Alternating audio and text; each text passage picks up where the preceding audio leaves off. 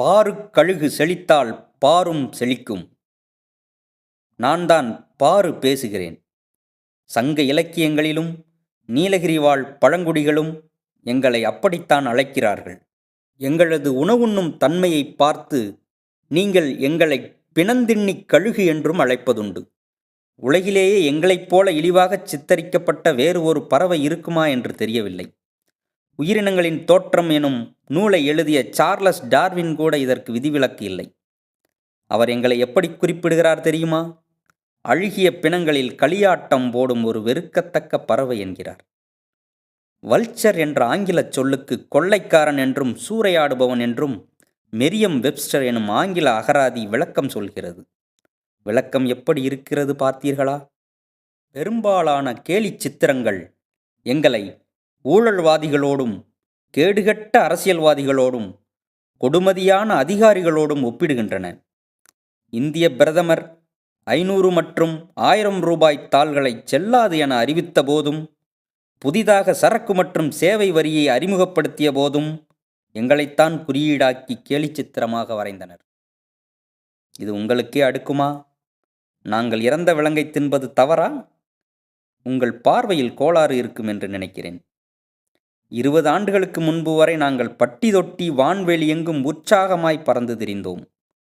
தற்போது எங்களது எண்ணிக்கையை விரல் விட்டு எண்ணிவிடலாம். எங்களுக்கு பயமாய் உள்ளது. காரணம், நாங்கள் 99 விழுக்காடு அழிந்து விட்டோம். மீதம் உள்ளவைகளும் மடியில் நெருப்பை கட்டிக்கொண்டு வாழ்ந்து வருகிறோம். எங்களுக்கு நேர்ந்த பேரழிவு வேறு எந்த ஒரு உயிரினத்திற்கும் வாய்க்கக்கூடாது. நல்ல வேளையாக இப்படி சடுதியில் ஒரு பேரழிவு எந்த ஒரு உயிரினத்துக்கும் அண்மையில் நேரவில்லை. ஆயினும் எங்களைப் போல சில உயிரினங்கள் அழிவின் விளிம்புக்கு தள்ளப்பட்டு கொண்டே வருகின்றன என்பது எமக்கு கவலை அளிக்கிறது. நாங்கள் என்ன ஆனோம், எங்கே போனோம், என்ன காரணம் என்று நீங்கள் சிந்தித்ததுண்டா? நாங்கள் இல்லாத வானம் வெறிச்சோடி காணப்படுவதை உணர்ந்திருக்கிறீர்களா? நீல வானத்தில் நாங்கள் வட்டமிட்ட காட்சி உங்களுக்கு நினைவுக்கு வருகிறதா?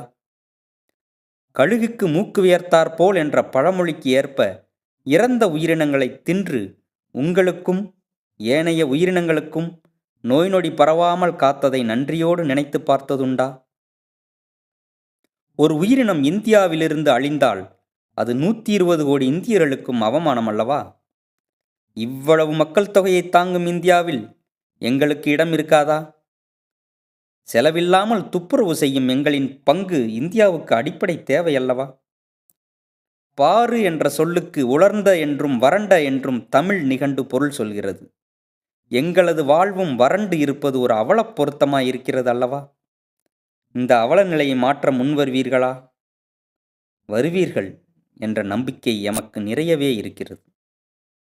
நாங்கள் வாழ்வாங்கு வாழ நீங்கள் செய்ய வேண்டியது, மாடுகளுக்குச் செலுத்திய வழிமருந்துகளின் எச்சம் இறந்த மாட்டை உண்ட எங்களை கூண்டோடு கொன்றளித்தது என்பதை அறிவீர்கள். எனவே டைக்ளோஃபெனாக், கீட்டோப்ரோஃபென், அசிக்ளோஃபெனாக், ஃப்ளூனிக்சின், நிமுசிலைட்ஸ் ஆகிய மருந்துகளை கால்நடைகளுக்கு அறவே புறக்கணியுங்கள். பாதுகாப்பான சித்தா, ஆயுர்வேதா, ஹோமியோபதி மருத்துவ முறைகளையும் மெலாக்சிகம், டோல்ஃபெனாமிக் ஆகிய மருந்துகளையும் நாடுங்கள். கால்நடைத்துறையினர் இதில் கூடுதல் கவனம் செலுத்த வேண்டுமாய் அன்புடன் வேண்டுகிறோம். இது மட்டுமின்றி இறந்த விலங்கின் மீது வன்மம் காரணமாக நஞ்சு தடவுவதும் மிக பெரும் அச்சுறுத்தலாக எங்களுக்கு இருந்து வருகிறது. ஊனுண்ணிகள் தாக்கிய கால்நடைகள் மீது நஞ்சு தடவும் கொடுஞ்செயலையும் நீங்கள் முற்றாக ஒதுக்கினால்தான் நாங்கள் ஆபத்திலிருந்து தப்ப முடியும். ஒரே ஒரு மாட்டில் நஞ்சு தடவினால் கூட எங்களுக்கு பேராபத்தாய் முடியும் என்பதை நினைவில் கொள்ளுங்கள். பாரு செழித்தால் பாரும் செழிக்கும் என்பது நினைவில் இருக்கட்டும்.